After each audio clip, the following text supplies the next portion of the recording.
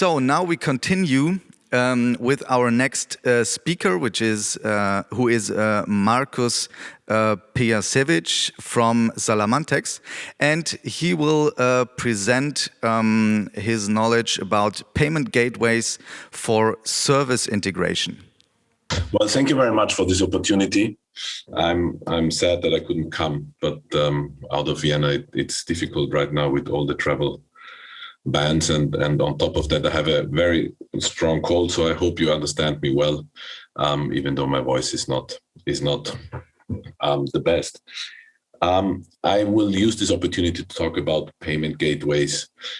We heard a lot about cryptos and CBDCs and all these coins and assets need some sort of a use case to be used with merchants, and that's what I'm trying to explain today.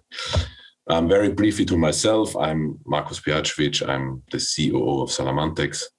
I worked in long-only equities for quite a while, and then for the last 15 years, I worked in payment, in e-commerce, especially. I built up a PSP. So what do we do? Salamantex is an Austrian fintech company, and we created a payment solution, a payment platform that makes it possible to pay with any sort of digital asset in any store, e-commerce, online and offline. Some would say this is something that is too early because crypto holders are more hodlers. They don't want to spend their cryptos. They are more in a way that they say, let's see where they're going to. Is it going to be growing to 100,000 euros, even though there was a dip? But what we see, because our system is live, is that there is a rising interest in spending cryptocurrencies. So there are 40% of millennials who would who would pay with cryptos. We also see 75% of people who would do it if they understand it better. Understanding also in terms of costs and fees and things like that. 93% will consider emerging payment methods, so they're trying to create that. And now with Corona, we see this very strongly, is this payment without touching anything. So QR payment methods are up and coming. What we also see is a huge rise in wallets globally. So more and more wallets are created and are coming into place in order to do that. Salamantex, as such, is not only about cryptos. What we did is our platform is also able to that you pay with any sort of loyalty program, and also in the future with CBDCs. Central bank digital currency is a very booming word currently. A lot of things around CBDCs are happening. You see projects arising all around the world. Some are in a planning phase, some already in an integration phase. Some of them are already in the beginning of a use case. We see it also in Europe, but not that strongly as in other countries. So what Salamantex did here as well, because what you see on my last point is Visa, Mastercard, Ripple and Co. They're all offering protocols actively to central banks around the world. And we don't have that. So Salamantex, what we are trying to do is also to be a European platform, to be something that it's out of Europe, coming out of Europe, so that not the entire payment is controlled by the US. This is a customer journey which I want to present to you, because what we do with our platform is that we link together different ecosystems. So meaning, for example, if you come from Vienna and you fly to Frankfurt, then you get some points with the airlines. In Frankfurt, then I live in a hotel, I collect points there. I take a public transport system, so I can collect points here. And then I go somewhere shopping or restaurants. In the end, whatever you do, you have the possibility to collect points in terms of loyalty points. And the thing is that now you have a lot of coins, and all of them have a value, and you don't really know what to do with that. So what we did is that you can link these ecosystems together, and you can exchange them, and then use a so-called Vienna token, for example, to pay things here. So you can expand your ecosystem and try to use more of whatever you have in your several wallets. What we did, because that's for us, I think, and that's where we come to the payment gateways, is you need to be sure that merchants feel safe with what they offer to their shoppers. So we are a fully integrated system that we integrated ourselves completely into the existing ecosystem of a merchant, because merchants, they have missing know-how. They don't want to take the volatility risk. They don't understand how exchanges work. They don't really want to do that. Also, the integration into new systems is expensive and takes a lot of resources, which they don't want to have. And then it's very complicated to put any sort of cryptos or digital assets into your balance sheet. So what we did is that we took all of that away. We take the risk of the exchange, the volatility risk. We take care that coins are exchanged. We are fully integrated into the cash register systems, and also we pay out fees. How does it work? Here you see it on a tablet, but the process is everywhere the same. It doesn't matter if it's in e-commerce on your screen or on a device, on a point of sales device. So basically, let's say the basket is 50 euros. Then the shopper can confirm that. Then he can choose what sort of digital asset he wants to use. Currently, you see 6 cryptocurrencies, but that can be adopted. That's very important because our system is built in a way that you can set up any coin and it will be live on all the devices automatically within the next update. So once you selected your coin, there's an exchange rate coming up. If you accept that exchange rate, a QR code will be created. This QR code is then be scanned with your wallet from your phone. It needs to be a smart wallet. It doesn't work with any sort of paper.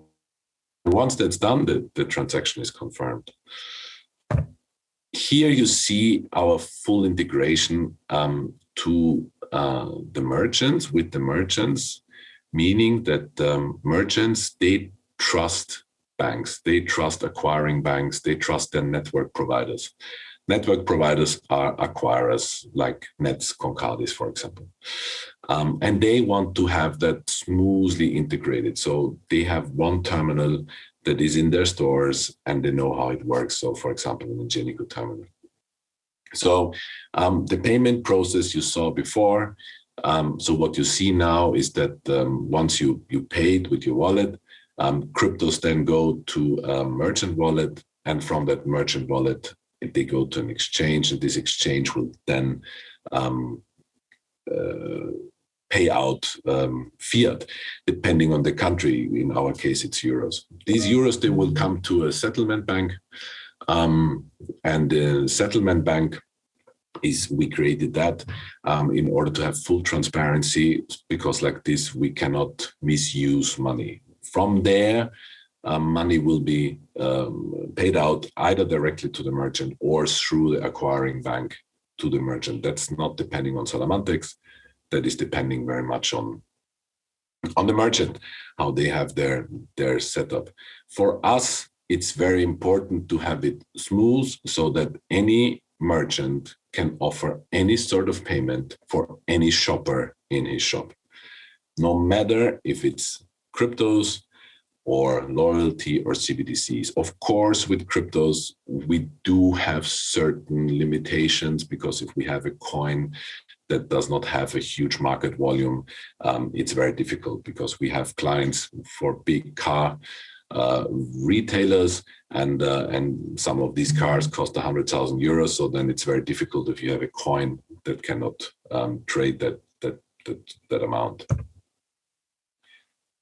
Everything we do is on a group level, meaning that we work together with our partners, not for a country solution, because mass adoption can only work if you do it everywhere this partner works. So with Ingenico, it's a full integration also with Concardis Nets. A1, admittedly, is currently an Austrian solution, but is also, as you know, A1 is very big in Eastern Europe. What is important? Important is that you also work legal and compliant. The legal and compliant stuff is very, very hard, is something that needs to be done in order to be able to transfer all of that and in order to build up this ecosystem. So we are regulated in Austria by the FMA. In Germany, we are partnering up with our partnering bank, 1031. 1031 is a fintech bank out of Ottobrunn, that's close to Munich. And with them, we applied for the BaFin application in Germany. 1031 is also working as our, for custodial reasons, as an exchange, and also is the settlement bank. So with partners like this, it's easy then to grow in certain markets. So partnerships are on a global basis and not on a regional basis, because otherwise it would be very difficult for them to do that. I'm going to finish with this slide. For us, that's important for merchants as well, and for anyone who uses this. Salamantex is not depending on any volatility of Bitcoins or any other coins, because the platform is there to be used, and we don't hodl, we don't buy, we don't trade. Personally, privately, we are all, of course, in Bitcoins, otherwise we wouldn't believe in the whole system. But as the company, as Salamantex, we don't. So any rise and fall of currencies do not affect us. It's very important and necessary to educate payment services and also to educate their providers. So what we do is that we work very closely with network providers in order to educate them what is the future. Because also CBDCs, it's great that a lot of companies build protocols to build a central bank digital currency, and also to make them able and to store them on your wallet and so on. But in the end, you need a platform in order to spend them, in order to use them. And so that's also for coins. There's one thing is that you have your cryptos and you exchange them with an exchange, or that you have them stored and you can start to spend them. And for us, it's very, very important. We want to create a European system. We want to be a European player. We work very closely with other payment methods that are within Europe in order to have some sort of European agenda. And that's important. In order to be fully able to work everywhere, we need wallets. Our system, though, is wallet agnostic, so it's not depending on the Salamantex wallet. It can be any wallet, as long as it's a smart wallet. We can integrate with any tablet, any terminal provider, and also with any sort of PSP. And out of that, because it's something that is very common and then very liked currently, is a smart card. You see that here on your left. It's a credit card with a display, and with this card you can store up to 25 different cards or assets. So meaning that you can tap and just pay with your cryptos directly, and this is linked to your phone. So the minute one of these is broken, stolen, or not in function, you can delete and destroy the card, and that's why that's how we try to surround everything that is important for any sort of crypto digital asset holder to use it and pay wherever he wants and exchange it and interlink the ecosystems. Thank you very much. I'm happy to take questions if there are any questions.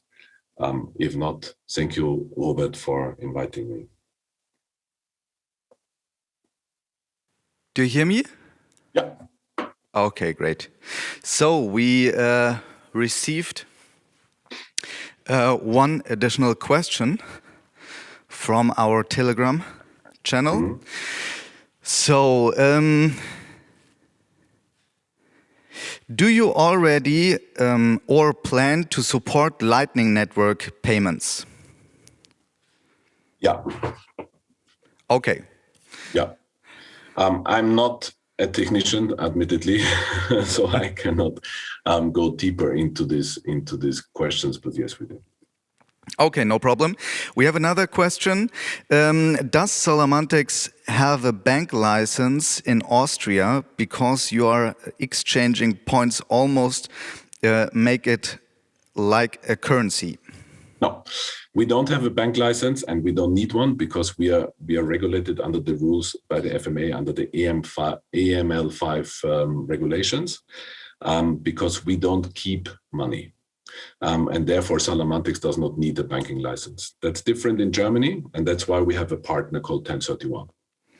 Okay, and then the question goes on with: do you settle points with the loyalty program directly? Yes, we are partner of. If once we integrate a loyalty scheme, Salamantex is the partner of this loyalty program in order to handle that. So we receive them, we can exchange them, and also pay out through the scheme, basically. Okay, great. Then thank you very much for sharing your knowledge and your interesting views and giving us an overview of the payment gateways for service integration.